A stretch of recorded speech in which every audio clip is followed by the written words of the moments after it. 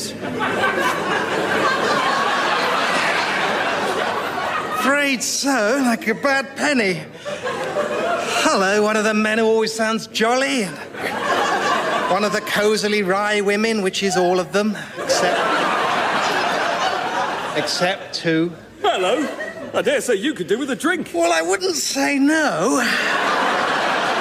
You look like you've been in the war. Yes, it's been a bit of a hectic week. Here you are.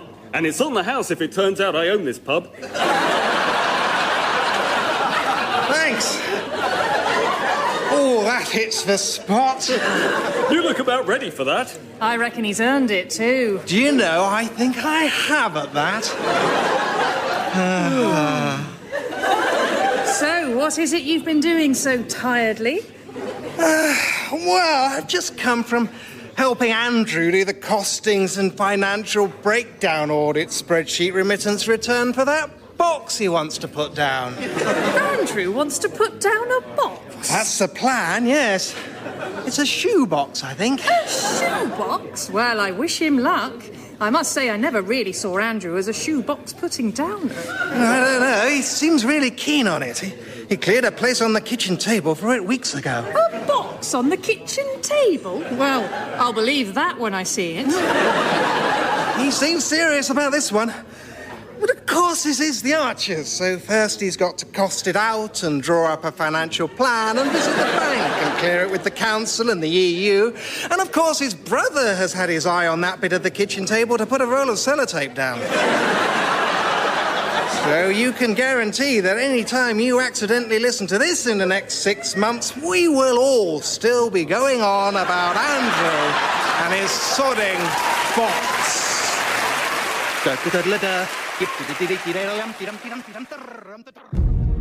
My friends, there isn't much food, God knows, but there is enough for all of us. And when we scrabble for it between us, we demean ourselves before our oppressors. So this time, when our food is contemptuously thrown to us, we will not fight for it, but with dignity, we shall each in turn take a piece until it is fairly divided. In that way, we will all eat sufficiently, and we will show our captors our unity and our power. Agreed? My comrade in blue. Aye. My comrade in green. Aye. My comrade in yellow. Aye. And I, your comrade in red. Very well, then. I hear them approach. Remember, one at a time. 3, 2, 1, go! Oh, my poor friends. They cannot help themselves. They are such hungry, hungry hippos.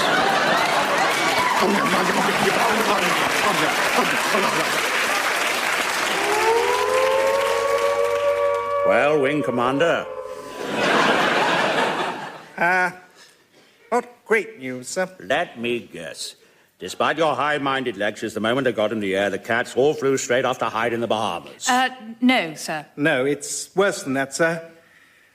They defected to the Germans. What? Yes, sir. You see, it turns out that the Nazi message of territorial expansion, cruelty, and the triumph of the strong over the weak, that's pretty much the philosophy of cats as a species. They were rather cross they'd been fighting against it.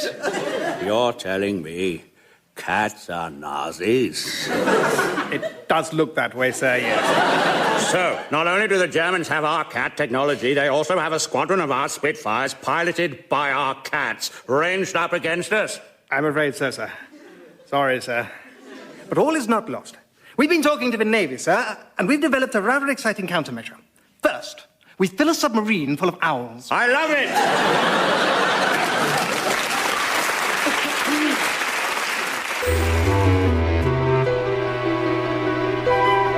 Well, since you ask me for a tale of mysterious deaths and a witch's curse, I will tell you a tale of those two things. Though obviously I've slightly given away the twist. I was weekending with an old schoolfellow, known to me as Charlie, but to Debretz as the Duke of Wimbimkingsham. A trap of the unwary, this, incidentally, for it is, of course, pronounced as if it was spelt Wimbimkingsham, whereas it is actually spelt Kent. It is the grammar school parvenu who's fallen foul of that little test. And paid for it, of course, with his life. My host had implored me to treat the place as my own, and I was therefore employed in demolishing the east wing, which was blocking my sea view, when Charlie asked to speak to me. Ah, Finnemore, I wonder if you would keep the 12th of next month free. Well, of course, said I. What is the occasion? Bean feast or bun fight? Neither, sadly. I'm afraid I have feasted on my last bean and fought my last bun. The 12th will be my funeral. Good God, man, I ejaculated, which is an old-fashioned word for exclaimed, as you know perfectly well. Whatever can you mean? Are you sick? Not I.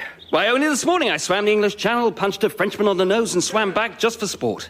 No, I've never felt better. Then what in the world is this morbid talk of funerals? Well, Finnemore, would it surprise you to learn, I wonder, that the Dukes of Wimbinghamshire are cursed? I considered the question. I think it would have done if you'd just come out and said it, I replied eventually, but now I don't think it will much. Well, we are cursed. Oh, my God, I shouted. For I fear I have always been terrible at gauging how surprising things will turn out to be. Yes, I'm afraid so. For generations now, no Duke of Wimbinghamshire has lived past 39. My great-grandfather, for instance, was killed in a hunting accident when someone foolishly gave the fox a gun. My grandfather killed on the very eve of his 40th birthday by a runaway train. My father was also killed on the eve of his birthday. And not only that... If you tell me, I interjected, that he too was killed by a runaway train, I shall faint dead away with the shock. Yes, he was. Oh, really? As I say, I really am terrible at surprise prediction. But not just any runaway train. The self-same runaway train that killed his father. What? Yes, it was never recaptured. It escaped to live wild on the moor, only returning every so often to steal some coal, water, and passengers and kill one of my ancestors. But why are the Wimbinghamshires so cursed, I asked. I believe I may be able to answer that, said a voice. We turned and beheld an elderly gentleman whose dog collar, surplice, cassock, vestments, wide-brimmed hat, clerical trousers, and vicar's socks told me he was either a vicar or a non-vicar in fancy dress. Of one thing I could be sure. He was not a vicar in fancy dress. Forgive my intrusion. I am a passing vicar. I knew it, cried I. I'm just on my way, you see, to a fancy dress party I am attending. I didn't know it, cried I. Where is your costume? Why, I'm wearing it. I am attending in the character of an Abyssinian Anabaptist, whereas I am, of course, a nonconformist Gideonite. But leaving that aside, I believe I have the key to the riddle. Intrigued, we begged him to continue. Eh? What are you doing that for? He said in some confusion. What made you think I wouldn't continue? I was just about to continue. I only stopped continuing in order to listen to you two begging me to continue. Chastened, we asked him to continue continuing, but promised not to beg him to do so. That's better. The trouble began, sir, with the first Duke, your great-great-great-great-great-grandfather, who, ironically, was not all that great. 300 years ago, he cruelly had a village maiden burnt as a witch on the eve of her 40th birthday. It is her dying curse that haunts you still. I see, said I. And how do you come to know so much about it? Oh, let's just say I have a long memory.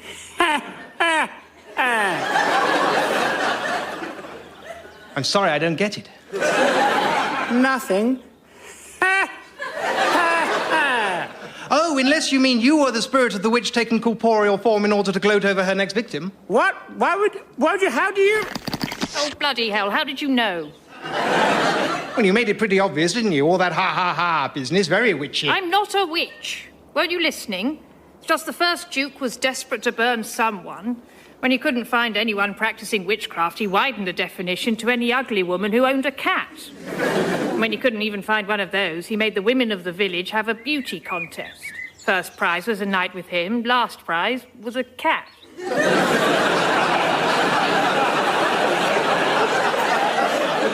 I won the cat. But look here, is there nothing I can do to lift the curse? Said Charlie, rather tactlessly, I thought. Nothing! Cried the hag. My implacable vengeance will forever fall on all who bear the hated name of my murderer, the Duke of Kent. Kent? No, I'm the Duke of Wimbinghamshire. It's just spelt Kent. Oh, really? Well, this is embarrassing. Very well. The curse is lifted from you, and I shall seek out the real Dukes of Kent, wherever they may be found. Try Kent. And with that, she vanished. And sure enough, Charlie lived to see his 40th birthday, and indeed to have a long and happy life, until just last year, when, at the ripe old age of 85, at home in his own bed, he was peacefully killed by a runaway train. But there is a postscript to this story. And I think you will agree it is the most astounding and shocking circumstance of the whole affair. That same evening, returning exhausted to my room, I happened to glance at the calendar and realized that all of these curious events had taken place on no other day than Tuesday. I really am terrible at gauging surprises. Good night.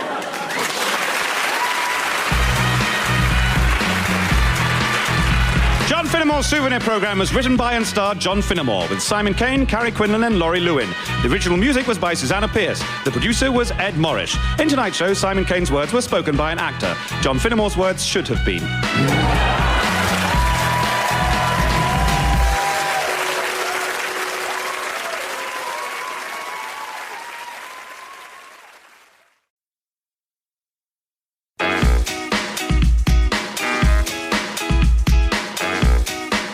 This is John Finnemore's Souvenir programme.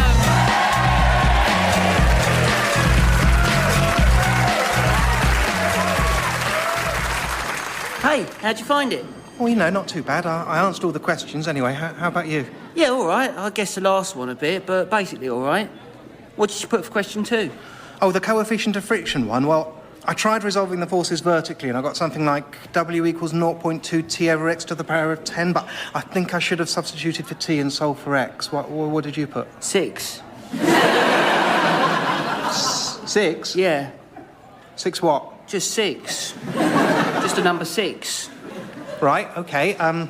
What was you thinking there? Well, my thinking was that the answer was 6. I can't exactly remember why now, but I definitely thought that. Why, are you fairly sure about your thingy with the vertical thing? Well, I don't know for sure. Well, let's ask Lizzie. Lizzie? Yeah? Yeah, what did you put for question 2? Question 2? Let me think. Yeah, I did a drawing of a sea lion. Did you? Yeah, sea lion in a little hat. Why, what did you put? Well, we put different things, but not a sea lion and a little hat. You're sure it wasn't about the coefficient of friction between a cone and a plane? Would the answer to that be a sea lion in a little hat? Probably not. Then I don't think so. But let's ask Steve. Steve? Yeah? Question 2, what did you put? Question 2, a sea lion in a hat. A little hat? Well, medium-sized. Yeah, but small for the sea lion. Oh, yeah. Oh, I thought so. Yeah, but, right, you see, I put quite a complicated value for W in terms of T and X, and Luke here put 6. Yeah, on the hat. What? Well, sorry, I took drawing a sea lion in a hat for granted. I thought you meant what number did I put on the hat? Yeah, 6 on the hat, that's right. But then, none of this makes any sense. Unless... Oh. What? Well, unless this is all a dream, and I'm not sitting exams at all. In fact, I'm 43 now. And I'm just worried because I've got that presentation to do tomorrow, and I haven't really prepared. No, this is real. Yeah. I can't believe you didn't put a sea lion in a hat.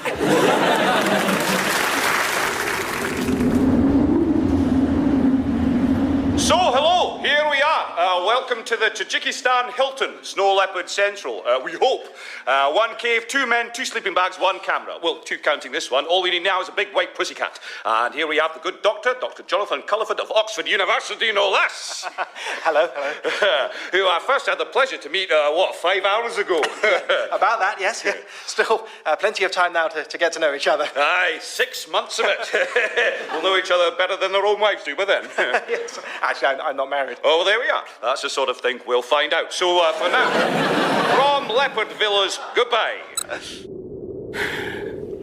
So.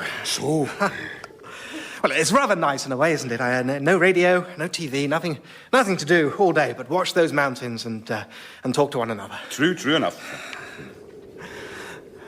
So, for instance, how did you first become fascinated with the snow leopard? What, me? Oh, the beasties leave me cold, I'm afraid. But you know, for a cameraman, a big wildlife doco is about the best gig you can get. But why are you a big leopard guy, are you? Well, yes, I suppose so. I spent more or less my whole life studying them, so yes. All right, well, I admire that. Oh, and I admire you, too. Oh, right, a little mutual appreciation society we've got. Yes.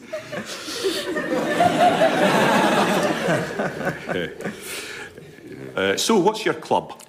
Oh, well, the Explorers Club, actually. Not that I consider myself an explorer, you understand, but... No, your club. Which club do you follow? Oh, God, yes, I'm sorry. I'm afraid I don't really follow football. All right. Yeah, but cricket, though. Big cricket fan, I don't suppose you... Not so much, no. Do you like cooking? Not really. Sailing. No. Poker? Afraid not. Right, okay then. 6 months, eh? Look, a snow leopard! No, where? Not really.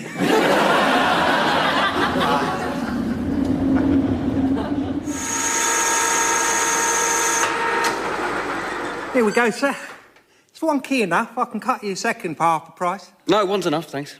Oh, before I go... Yes, sir. Sorry, I've always wondered, why do you guys always sell trophies? Oh, these? Yeah, I mean, you know, what is it about keys and trophies that go together? I mean, it's not like you use the same machine or anything, is it? No. But, well, take you, for instance, sir. Yeah? Well, I bet you've been meaning to get that key cut for a while, haven't you? Yeah, I have actually. How did you know? Oh, it's the same for everyone, sir. It's never an urgent job, it just nags away at you. Only you kept forgetting, or you didn't have time. That's right, yeah. And that little job sat at the back of your mind. You barely noticed it, but there it was.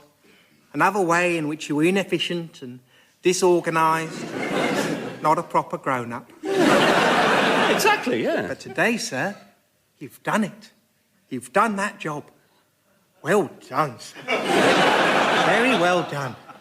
Oh, thank you. Well done. Maybe you should get yourself a trophy. Sorry, what? Just a little one. I got around to it. Yeah, I don't think so. Are you sure, sir? You have done really well today. Don't you think you owe yourself a little trophy? Yeah, not really. I mean, well, you know, it's not the same if you buy it for yourself, is it? Oh, that's a funny thing, sir. It is. It's exactly the same. You earned it, now you've got it. Who cares who gave it to you? The important thing is, you did really, really well, and you got a trophy. All right, I'll take it. Good for you, sir. That'll be 12 quid. And now, let me present you with your trophy. Well done, sir. Very well done. That was nice.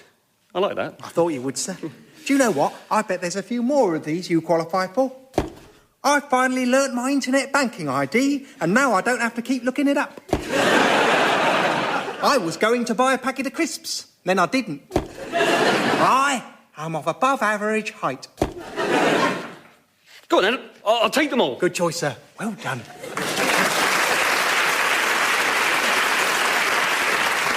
My lords and lady of the Admiralty, Able Seaman Johnson is therefore charged with being intoxicated whilst on duty, conduct unbecoming of a member of Her Majesty's Armed Forces, and the use of a foghorn for purposes not sanctioned in standing orders. How do you plead?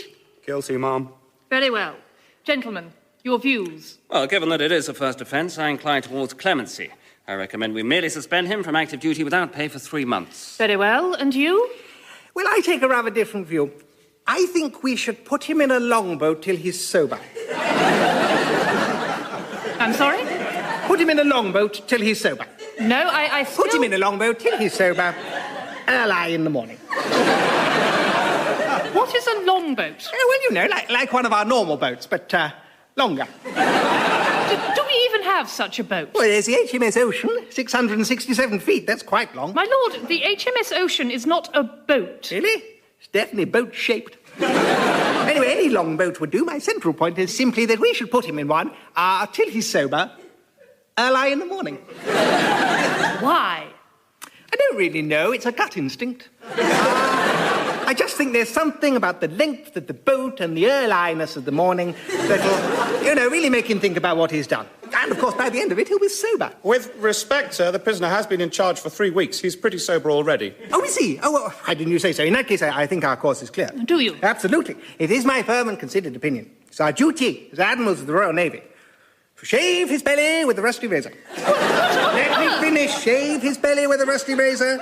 Shave his belly with a rusty razor. Early in the morning. And what in the world do you think that will achieve? Well, number one, a smoother belly. Can I just say... I would prefer the longboat. You see, he thinks the longboat's a good idea. All right. I've heard enough. Able Seaman Johnson, you will be suspended from active service for a duration of not less than 3 months, during which time you will be required to attend regular sessions in managing your relationship with alcohol. Spoil sport. Yes, well, you were being very silly. Suppose. But, these sessions, what time will they be? I don't know. What does it matter? Early in the morning? Oh, very well. Regular sessions in alcohol management, early in the morning. That concludes this session. The court will now rise. Hooray! And up she rises. Early in the morning.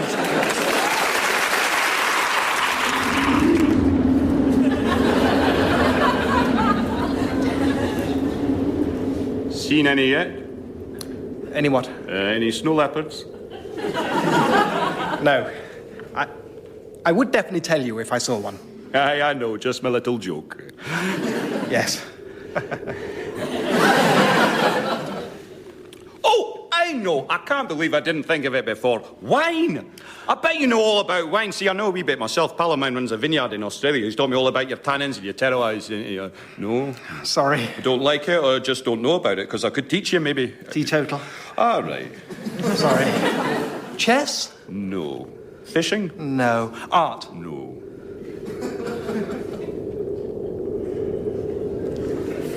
Ah, got it. What do you drive? You're not going to like this. All right, Prius or something. Is it big old Volvo? Yeah, it's worse. I actually don't have a car, just a bike. A bike? I love bikes. What you got? Oh, terrific. Well, look, I've got two, actually. I've got a fairly ordinary Trek for road cycling, but I also ride a Cervelo frame on fulcrum wheels, and you were probably talking about motorbikes, yes? Aye. Yeah, and you don't have a pedal bike. My daughter's got one. Oh, yes, and do you know what sort? I think it's called a glitter bug. Sorry, she's 8. Right. Any kids yourself? No. Gay, actually. Oh, right. My sister's gay. Oh, yes. How's she finding it? Fine. Good.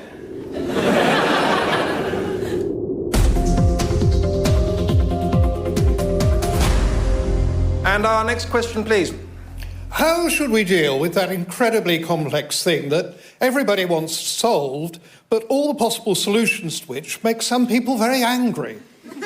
Philip Sutton, Shadow Minister for Shipping and Shopping. Well, our stance on this is very clear. We want to see a national debate on the subject. A national debate? Absolutely. This is a pressing question and the people should really buckle down to sorting it out. Everyone should stop what they're doing, turn to the person next to them and just argue the hell out of it until the answer becomes clear. But isn't that what the people elect politicians to do? No. They elect us to tell them when the national debate begins. And it begins when I say go. Go. Anne McAllister, third-party spokesman for Things That Face West. Well, I'm sorry, but I think it's high time we did something about this issue, specifically argued about it. What we need is a national debate. Yeah, I said that already. No, I mean a proper national debate. Everyone in Britain needs to compare diaries, find a day we can all do, then meet up, perhaps somewhere conveniently near the middle, like Nottingham, get round one really big table, and thrash this thing out. Yeah, but how can we thrash it out when the various camps are so intractably opposed? That's exactly the sort of tough question the general public should be asking each other. But I'm asking you it now. I don't want to interrupt the national debate. Right. Well, let me turn now to Mark Gillard, the Minister of Sound.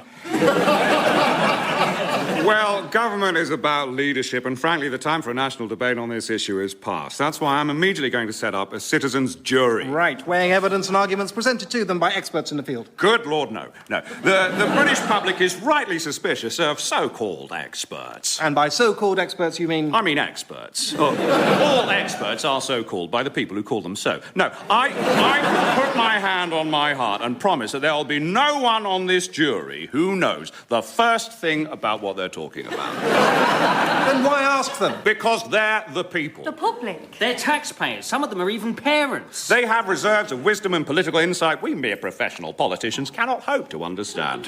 So you wouldn't be allowed to serve on this jury, then? Absolutely not. No politicians, journalists, economists, scientists, just people. Are politicians ducking their responsibility by appealing to the people at every opportunity rather than doing the job they were elected to do? Well... I'm not talking to you. Tell us what you think. We'd love to hear from you. Write to us at the usual address, or phone our letter line, or email us, or post an entry on our blog, or just stick your head out of the window and shout. Whatever you think, or even if you don't, let us know!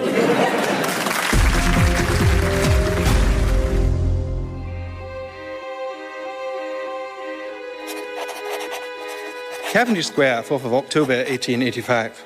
Sir, although it is evident we are men of widely differing tastes and habits, circumstances ordain that we must share these chambers. Let us at least do so in civil fashion. Therefore, Sarah, I insist upon your cooperation in the following matters. You are most welcome to read my books, but pray replace the volumes after perusal, rather than leaving them harum scarum about the chamber. My scientific apparatus is both delicate and costly, and you must regard it as entirely without your bounds. And foodstuffs, sir, are not to be consumed, and certainly not to be smeared upon the fixtures and fittings. There are sundry other matters I would wish to raise, but these are the most compelling. Yours sincerely, Dr. Henry Jekyll. Dear Dr. Fatass, go stick your head in a pig. I will do what I like, and if you don't like it, that is good, because I do not like you. I have smashed up all your science stuff, and if you buy more science stuff, I will smash that too. I hope you do, because I like smashing. I am a smasher. Love and kisses, Edward Hyde. Sir, this is wanton vandalism. I bitterly regret that our circumstances make it impractical for me to present you a bill for the damage. And the sketches you have scrawled on the fly leaves of my encyclopedia are not merely in the worst possible taste, but anatomically extremely implausible. If you will not respect our home, you will please at least respect our body. We both have to live in it, you realise, and as a lifelong member of the Temperance Society, I deeply resent getting your hangovers. H. Jekyll. Dear Walrus Face, sod off. I will do what I like with our body. It should just be my body anyway. I look amazing in it. You make it look stupid and fat. And don't tell me what to do. If I want to have fun, I will have fun. And I do want to have fun because fun is fun. Oh, I've had an idea. And because I've had it, I will do it, because that's what I'm like, Ed. You've shaved our moustache off! I can't believe you've shaved our moustache off! Also, you killed that costermonger. You go too far this time, sir. You believe I have no sanctions against you, but I have locked myself in my room. And I have before me a quart of bad Rhenish wine. Prepare, sir, to sample your own medicine. H.J. Call that a drink? I drink drinks like that before I start drinking. Give it up, Dr. Stupidhead. There's nothing you can do to stop me, so don't even try. Now I'm going to wee in your hat. Sir, I present the compliments of my learned colleague, Dr. Stamford Harrison. Dr. Harrison is a pioneer of new surgical advances in the procedure known as vasectomy. The word may be new to you. Allow me to explain it by means of the following emendation to one of your own drawings. Don't think I won't do it. H. Dear Dr. Jekyll, I hope you like the new science stuff I have brought you. I think it is nicer than what I did smash. I am very sorry about the smashing. I hope you will regrow our lovely moustache. It suits us, especially you. Yours, respectfully, and very sorry, like I said, Edward Hyde. That's better, H. But is it all right if I still kill costermongers? All right, but no more than one a month, and you dispose of the body.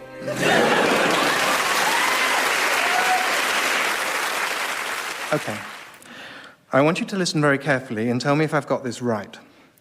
You're angry about what you think I said, about what you said, about what you thought I said, but we now both agree I didn't say, about what you thought I thought you thought about what I did when you did what you did, when I didn't do what you thought I said I would do, but what I thought I said I would try to do. Is that right? Yes. Yeah, I thought so. Well, I didn't say that. Yes, you did. You said you couldn't believe I said what I said about what I thought you said, but which we do agree you didn't say, because you thought I said what I said, not because you didn't do what you said you'd do, but because you said you'd do it. And that makes me feel that you feel that I feel that you don't feel what I feel. You know I feel you feel I feel what you feel. Yes, but I don't feel you know I know that, and that's why I said what I said. What did you say? That sometimes I think you're a little over-analytical. Bollocks.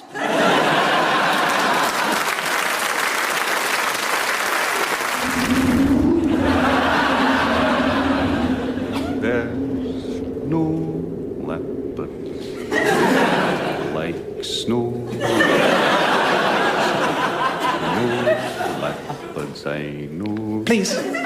What? Just, sorry, but please don't sing that anymore. Right, fine. So, if we ever see any, you'll be doing the voiceover for this, will you?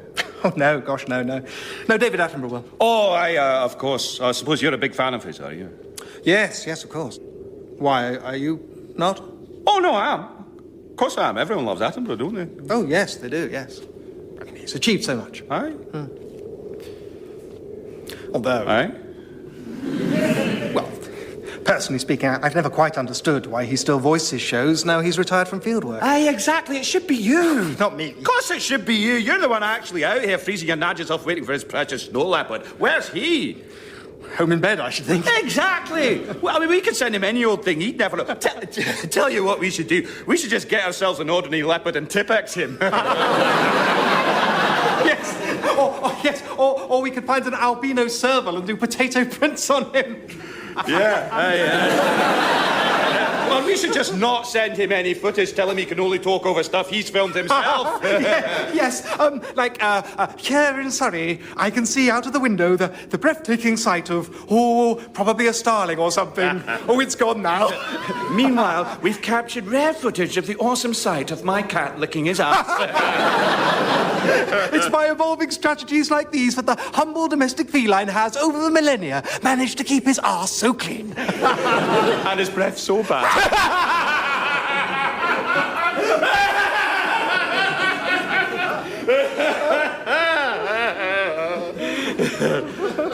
Leopard! Yeah, I'm sure. No, really, leopard! Oh, God! Quick, get your... Quick! Okay, I'm here. Where is it? How's it gone? Yeah. Well, that's a pity.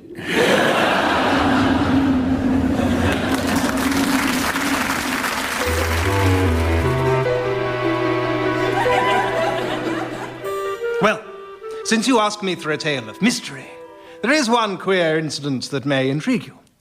It was a drear November night, and I was at home in my rooms, whittling. I'm a dedicated whittler, and it is my proud boast that given any wooden object, I can turn it into something smaller and pointier.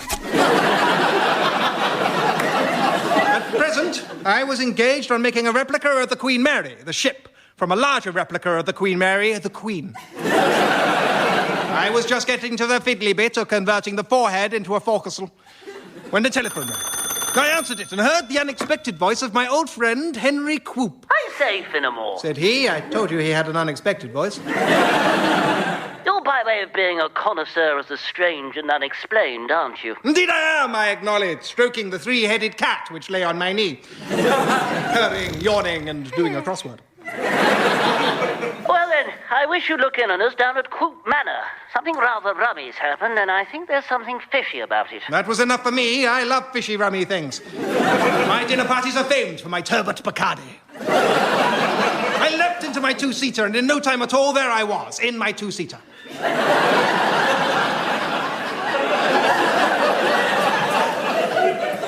In some time at all, however, I arrived at Coop Manor. I was met in the stately entrance hall by the butler, Gardner. You will find the young master in the drawing room. He intoned, thereby ruining a perfectly good game of hide and seek. Ah, there you are, Finnemore. Said Quoop as I helped him out of the grandfather clock. I don't believe you've met my sister, Charlotte. I looked at her. She had sharp, intelligent eyes set in a sharp, intelligent face. Hello, Mr. Strange Man. All in front of a blunt, stupid brain. Charmed to meet you, said I, making a small bow and pocketing it to add to the Queen Mary later.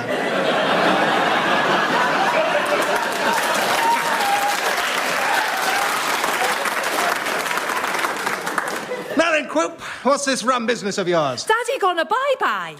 My sister is quite correct, said Quoop. Father has gone a bye-bye. 3 days ago, he went into the little cottage he built himself to practice the accordion in, and no one's seen him since. Suddenly, a ghastly noise rent the air. It was my cat, who wanted, reading from right to left, feeding, stroking, and a 9-letter word for unachievable. Quoop rang the bell for the maid, who was too short to reach it. I took the opportunity to question her. So, Alice, no one's been in the cottage since Sir Samuel disappeared? Oh, no, sir. Only Sir Samuel has the key, which he keeps at all times in a lead-lined safe, to which only he has the key, which he swallows every morning. And every evening? I try not to speculate, sir. There was nothing for it but to break into the cottage. Inside was one bare room. The door had been locked from the inside. The windows were barred, locked from the inside, didn't open, and were made of brick. All the books were chained to the shelves, save one. Open on the table at a page entitled How to Secure a Room from the Inside. All the boxes had been ticked. Even the pen used to make the ticks was one of those ones on a little chain you get in banks. Oh, and Sir Samuel was there, strangled with his own accordion. Questions whirled through my mind. Who had killed him? How had they killed him? Why had they killed him? Had they killed him? And if not, who had killed him? To be continued. Immediately. One thing at least is clear, I told the household when they assembled that evening in the denouement parlour. Sir Samuel was murdered. Impossible! Cried the maid. What is impossible, Alice? A 9-letter word for unachievable. It just came to me. A third of my cat purred her thanks. Quoop furrowed his brow. I hate to say it, old man, but perhaps you should be talking to the butler. He's never held a job for longer than 3 months before he came here. Is this true, Gardner? I asked. Regrettably so. And why was that? I couldn't say, sir. Come, this is no time to play the innocent. No, that was the reason. I couldn't say, sir. I had a lisp. I see. And how did you get rid of it? Sir Samuel's sister Susan, sir, solicitously seeking to assist, sent me to see Sir Simon Sissons, the celebrated speech therapist. Therapist. I see. Who, then, was the murderer? The victim's son, my old friend? His daughter, the half-wit? His butler with the thainful thickwit? Or his maid? The maid? Or was there someone else? Someone I hadn't dreamt of suspecting up to now, but who had been staring me in the face the whole time? I checked and there wasn't. So I went with the maid. Curse you, Finnemore! Cried the maid, her face a mask of fury. Yes, I did it. And you found me out with your devilish detective trick of asking if it was me. Charlotte looked puzzled. But how naughty bad maid you go kill Daddy with cottage all locked tight snug-a-wug? What? How did she get into the cottage? Aha! She didn't. You told me, Coop, that your father built the cottage himself. What I foolishly forgot to ask you was, when? I don't know. Just before he went into it, I suppose. It certainly wasn't here last week. Precisely. The fact is, Sir Samuel didn't build that cottage. The maid strangled him and built a locked cottage around the body. It's the second oldest trick in the book, just after got your nose. Later that evening, Quoop and I sat on the terrace smoking our cigars and watching as the butler hanged the maid. Oh, jolly good work, Finnemore. But I still don't understand how you knew it was her. Well, it has been well said that every master criminal, however brilliant, makes one crucial mistake. She was no exception to the rule. What was her mistake? Impossible is not a 9-letter word. Good night.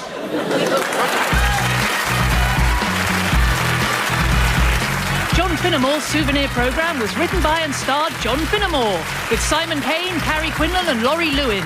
The producer was Ed Morrish. If you've been affected by any of the issues in tonight's show, I'd be astonished.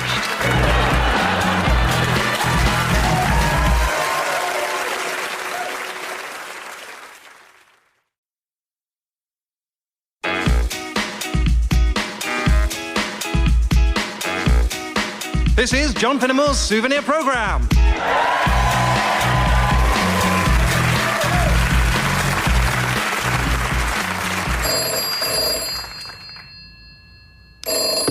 Hello, Rome HQ, working for a Roman tomorrow. Hello, Romulus, dear. Is that you? Oh, hi, Mum. Are you okay? Yes, I'm fine. How are you? Pretty busy with, Rome. I mean, it's fairly well established now, but what we're finding is that that's when the real work begins. That's wonderful. We're all so proud of you, Romulus, especially your brother. Remus? I don't think so. Of course he is. It's just hard for him, with Rome such a success. He always feels like he's in your shadow. In fact, that's what I'm calling about. I want you to give Remus a hand. A hand with what? You know what? Oh, Mum. Is this about Reem? He showed me the plans for it again yesterday. It's a really good idea for a city. He just needs a little leg up. Mum, Reem is never going to happen. It's a fantasy. Well, not without some help, no. Not under any circumstances. If he wanted a city, he should have started when I did. But he was too busy bumming around Illyria, playing his lute. I'm sorry, but it's too late now. Rome wasn't built... Yes, so you always say. I'm not asking you to do it for him. All I'm asking is for you to have a word in a few ears. But, Mum, it's a terrible idea for a city. I mean, huge parts of it are just ripped off from Rome anyway. And the bits he's changed he's made worse. It's not going to be a better city because it's built on 8 hills. It's not how it works. Well, then help him. Show him where he's gone wrong. Don't listen to me. He thinks I'm an evil corporate sellout just because I put in prisons and banks. I'm sorry, but try running a city without them. If you actually want to make a city work, you've got to serve your inhabitants. When in Rome... Yes, I know. You won't help him at all. Oh, don't make it sound like that, Mum. I would help him, but it'll never work. If only because all the infrastructure's been set up for Rome now. There's no room for Reem. Why not? Well, for a start, all roads lead... I see. Well, Romy, I've listened to your objections, and I do understand, but I'm putting my foot down. I want you to do whatever you need to do to help your brother make Reem happen. Do I make myself clear? Why should I? Because I'm your mother. And if I don't? Well, then I'll just have to tear you to pieces with my mighty she-wolf jaws. You're not my real mum. I heard that.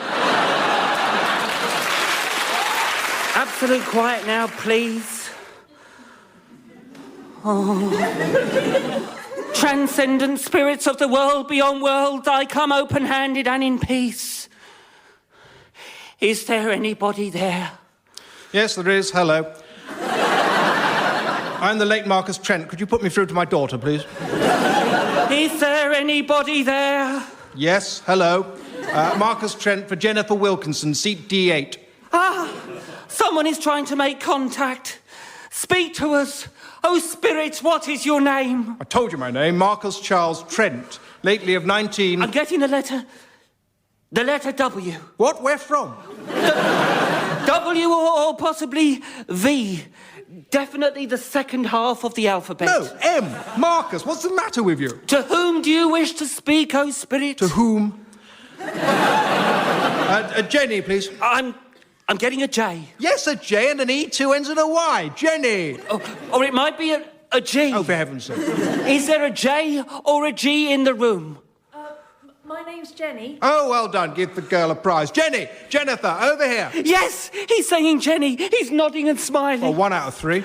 Okay, can we get Jenny a mic?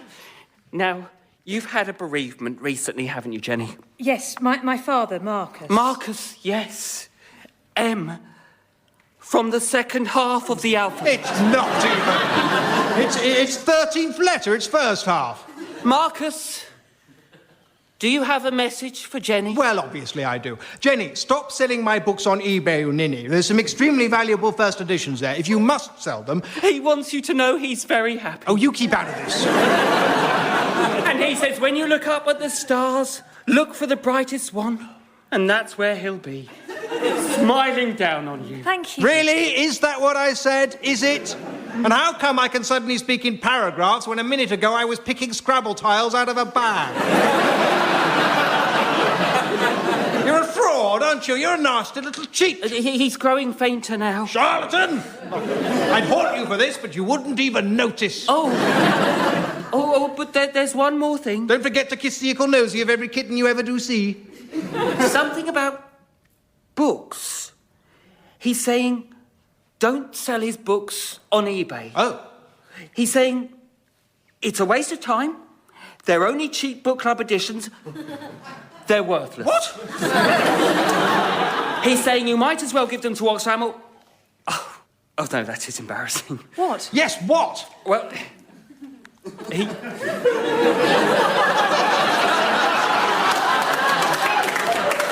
He knows I like old books. Oh, well, if you'd like them. No! No, I couldn't possibly. No, you couldn't possibly. No, take them. It's the least I can do after you reunited us. Well, that's very generous of you, thank you. And yes, your father is smiling and He's chuckling as he fades. You sneaky little sod! Goodbye, Marcus. Rest in peace. My name is Joe, and I work here in the zoo. Head keeper of small mammals here since 1992. For years I've loved my job here, for years it's all been fine, till something started happening in round about 09. So I'm asking you directly, for the sake of my composure, if there's one thing you could bear in mind when you get to my enclosure. When you see a meerkat, don't say simples. When you see a meerkat, don't say simples. I know it was funny when it first entered your brain, but not when you hear it again and again and again. Good joke, and it's greatly to your credit, but you're not quite the first who said it, and between you and me, it's driving me slightly insane. When you see a meerkat, don't say simples.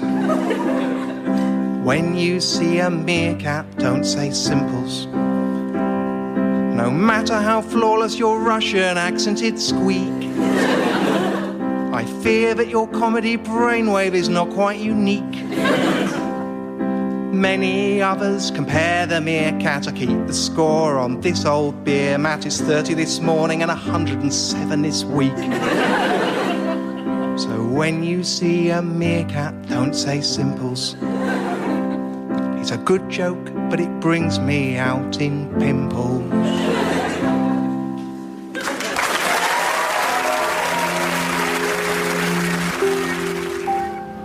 Excuse me, may I join you? By all means. In the old days, there would have been need for some ludicrous passphrase, perhaps. I doubt it. We never went in for those as much as was thought. Mr. Avdeyev. Mr. Fennick, a great pleasure at last. Indeed. I often used to wonder about this day, you know, whether, once the great game had been played out, the players would have the opportunity to shake hands across the board. And congratulate ourselves, perhaps, that the deadliest pieces were never played. The RDSs. Trident. The ICBMs. The Thompson Pulse. I beg your pardon? The Thompson Pulse.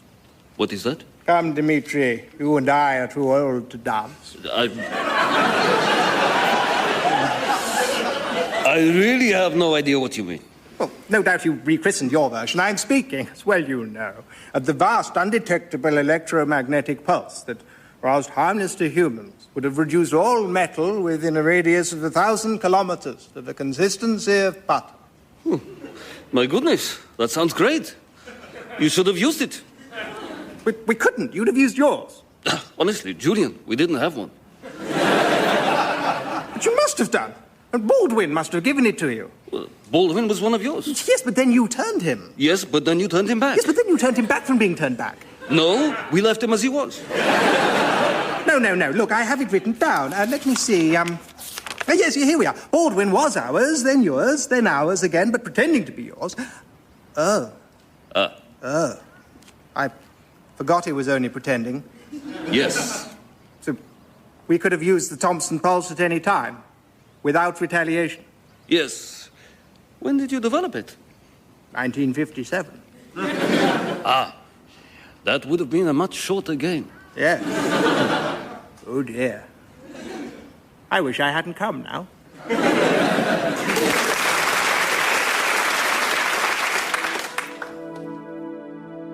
You here for a pampering? That's right, yeah. A whole pamper session. Lovely. We all need a pamper from time to time, don't we? Oh, I love a pamper.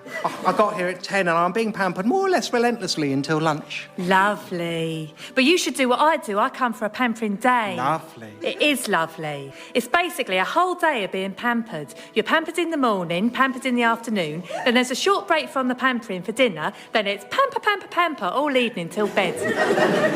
I'm on a pampering weekend. Lovely. It is lovely. There's 3 days of pure pamperment with teams of dedicated pampers working in relay, so there's never a moment when the pampering abates. From when the first slice of toast is pampered into your mouth until you're finally pampered into bed, where a special pampering duvet from Japan actually pampers you as you sleep. Lovely. Well, I'm in the perpetual pamperment programme. Lovely. Yep, unlimited pampering sessions in the pamper parlour, pampering swims in the pamper pool, where trained aqua pamperers swim alongside me, feeding me truffles, and then afterwards pat me dry with a little baby duckling. And pampering meals of pamplemousse and pampas grass, all specially flown in from Pamplona. Well, I'm sorry, but frankly, I owe it to myself. After all, I am a very special person. No, really, you're kidding me. No, I am. Very special. I'm a very special person too. No. And me? No. Yes. Next thing, I suppose you'll be telling us you're a special person as well. Well, let me just put it like this. I'm so very special, in every special way. I'll get specialer and specialer each special day. And I know that's true because I've got it on a cup. My name is Kath, and I run the penguin pool. And heaven knows as jobs go, I know mine is pretty cool.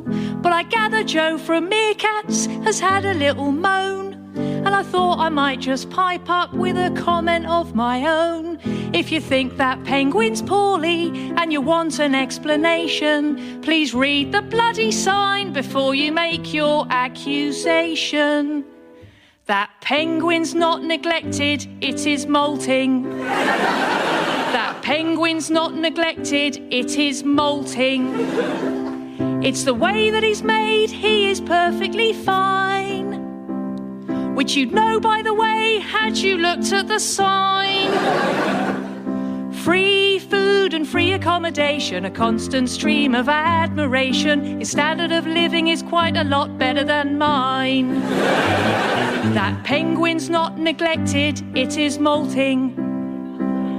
That penguin's not neglected, it is molting. I promise you guys, we watch out for them here.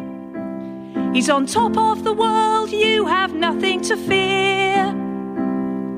Let me give you one good reason. They molt just after mating season, so frankly he's happier now than he's been all year. No, that penguin's not neglected, it is molting. He can't help that halfway through he looks revolting.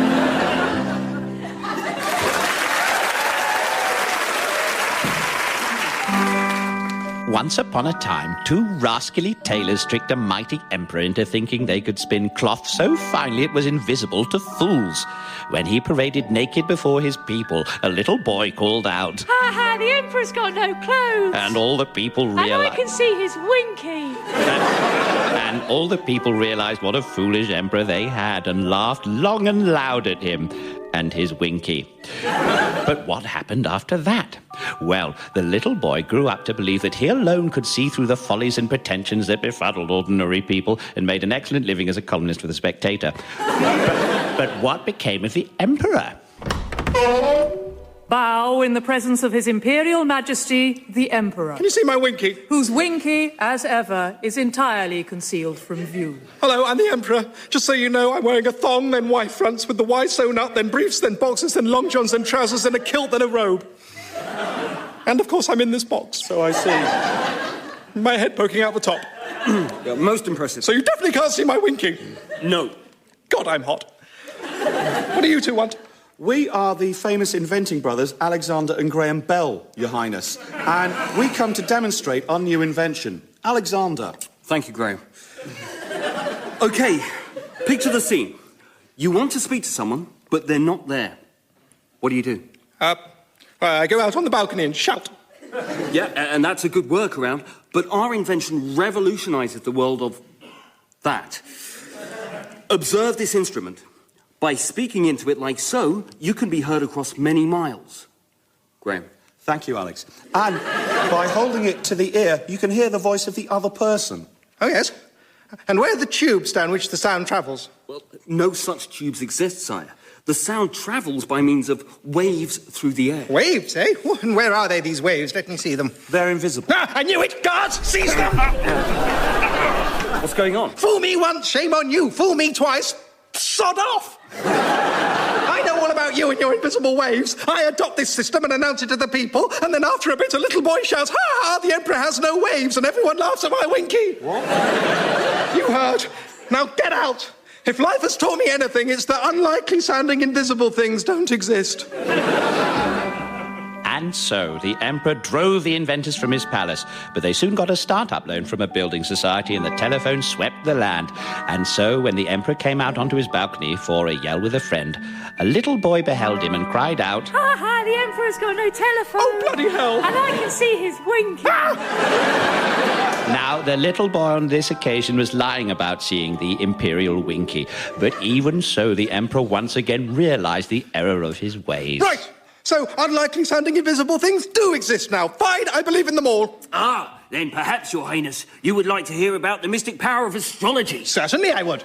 And so... Ha ha, the Emperor has no basis for his belief system.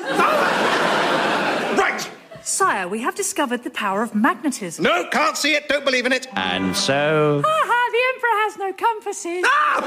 Fine. Sire, can I talk to you about Scientology? Sounds good. And so... Ha ha, the Emperor... But on that occasion, the little boy's lawyers strongly advised him against finishing his taunt. And so it went on over the years until eventually the Emperor learned his last and most difficult lesson. My lord, I am a doctor and I've discovered an invisible way to cure all ailments. Very well. For I am an older and wiser Emperor now. And if there's two things life has taught me, it's that sometimes unlikely-sounding invisible things don't exist, and sometimes they do. And there's no easy way to tell them apart. So pop your new theory in a double-blind peer-reviewed trial and we'll talk in 6 months. Oh, all right. In the meantime, you're a doctor, you say? Yes. Could you have a look at my winky?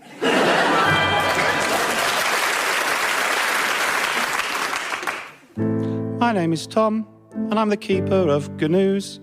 And frankly, when you come here, you can say just what you choose. You can say, "Oh, aren't they ugly?" You can say, "Oh, aren't they big?" You can point out that their horns look like a 1950s wig. Though, of course, it bores me rigid. I can stand the repetition. Be as boring as you like, at least on one condition. Don't press the button on the light blue bollard.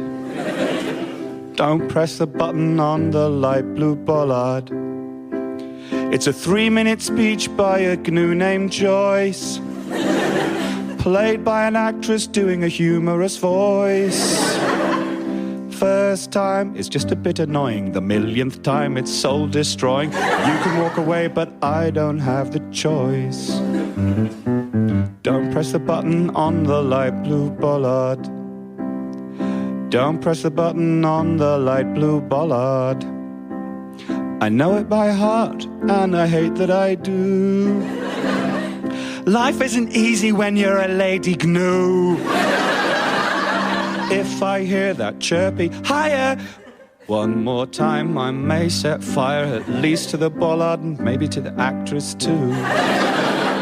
So don't press the button on the light blue bollard, or it might be the night I decide to ignite Sue Pollard.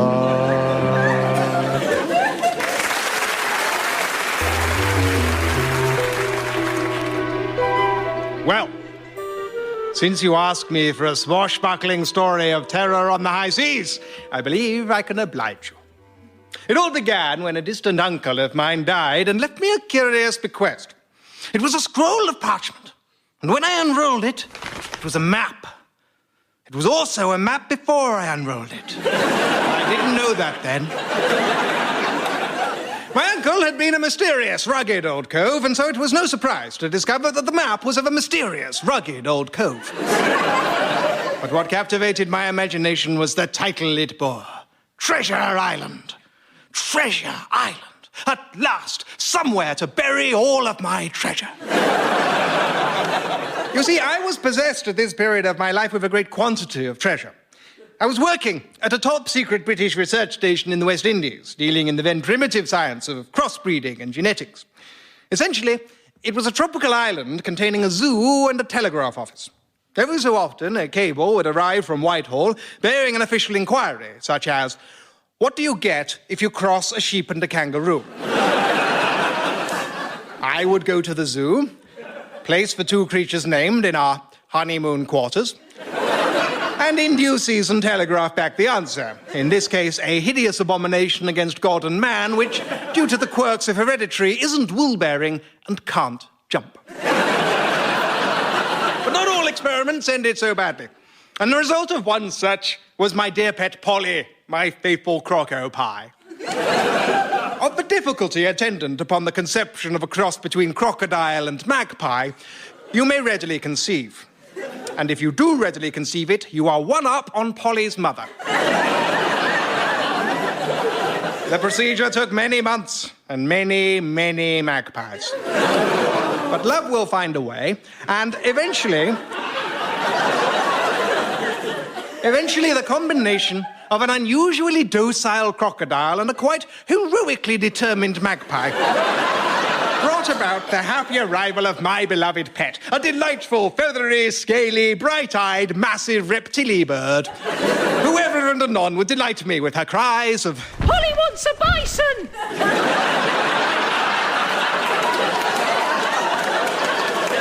The combination of her father's sharp eye for a glistening bauble and her mother's mighty crocodilian jaws made her an accomplished little thief and murderer. And barely a day would pass without her flying in through my bedroom window, open or not, with a diamond ring or sapphire anklet, often, regrettably, along with the attendant limb. And so it was that Polly accompanied me as we set off to the island's docks in search of a trustworthy ship's master and crew. The first fellow we saw was in a low tavern by the name of the Pirate's Rest, where he was having a rest. "What is your name, honest fellow?" quoth I. They call me Captain Groat, said he, if they live long enough. "Well, look here," I said. "I have a vast amount of treasure I want to take to an island and leave there. Will you come with me as captain of the Merry Mollusk?" The good fellow said he would. And the next day, he introduced me to his crew. We set sail at once, and I delighted the crew by showing them the jewel in my collection of jewels. A dazzling diamond the size of 2 pigeons' eggs, or half a goose egg, or an egg. The men were childishly delighted by it and passed it round eagerly amongst themselves, although, to my annoyance, one of them mislaid it almost immediately. That night, I was asleep in my cabin when Polly woke me with an unusual squawk. "Oh, big hairy pirate! Big hairy pirate! Look out! Save yourself!" Honestly, I don't know where she picks up these expressions, I said to Blood Guzzler Bell, who was in the cabin as well, I noticed, with his cutlass. "Well," he said, eyeing Polly warily. "I'll be off." "Yeah, but what did you want?" "Well, I just thought I'd bring you a bedtime cutlass." "Oh, how kind." "Oh, it's no trouble. I was having one myself. I just thought..." "Well, lovely. I'm sorry, forgive a landlubber, but what does one do with it?" "Oh, well, it's just an old pirate tradition. When you're really happy and content about everything, to get a cutlass and give it a bit of a celebratory waggle about." But you're busy, so... No, not at all. We must keep these old traditions of the sea alive, mustn't we? Hand it over. So, what, you just swish it about, do you? Like that? Oh, my dear chap, I'm so sorry. Well, of course, worse things happen at sea, and this was one of them. I'm bound to say Captain Groat took the loss of his first mate hard, as he did the next night when Cutthroat Jake was, presumably, cleaning my porthole from the outside, just as I happened to fling it open, casting him to the sharks. And so it was that when we finally reached Treasure Island, the captain and I were the only men aboard. Glumly we set off, me carrying all the treasure, and Captain Groat carrying all the weapons to keep me safe with. Together, we dug a hole to bury it in, and then the captain turned to me, and with a strangely glittering eye, he said, "Well, me old marlin spike, you're on the lee shore now, me fine fellow. Too much he may have been for poor old Bill, aye, and for Cutthroat Jake too. Him has never hurt a fly in his life. Just loads and loads of people. But you ain't cut of a cloth to blindside Captain Groat, my boy. I'll gammon ye like a yard to a jib boom, and he may lay to that. Pray to him as made ye, for Captain Groat is about to send ye to your long home." Well, this was excellent news. Truth to tell, I hadn't followed all of it, but the last bit was clear enough, and my long home was exactly where I wanted to be sent to. And if that was not enough to set me completely at my ease, Captain Groat now demonstrated how happy and content he was in the traditional pirate way by unsheathing his cutlass and giving it a bit of a celebratory waggle about. Oh! He added. And doubt not I shall find a rare good home for this little beauty. And so saying, he flipped up his eye patch. And if I had thought his first eye was strangely glittering, it was as nothing to this one, which was a diamond. My diamond. Suddenly, all was clear. The lovable old salt had found it whilst clearing up and had chosen this happy moment to surprise me with it. Hooray, said I, as Captain Groat raised his cutlass high above his head with joy. At this point, things took a turn for the worse. For as the diamonds twinkled in the sun, I heard from the treetops a familiar cry. Polly wants a shiny! Polly wants a shiny! And with that, before I could stop her, my faithful but slightly killy Croco Pie swooped down and, as was her wont, bit off the limb holding the jewel. In this case, the head. Well, there's little more of my sad story left to tell. There, on that desolate island, I buried that good man and loyal friend, Captain Groat, who had given his life to amuse me with a practical joke. As was a tradition of these simple sailor folk, I buried him with some of his most prized possessions. His telescope, his cutlass, and his head. Oh, and I buried his head with the diamond still in it, partly as a measure of my respect and partly because it was right in his eye socket. I mean, it was icky. Good night.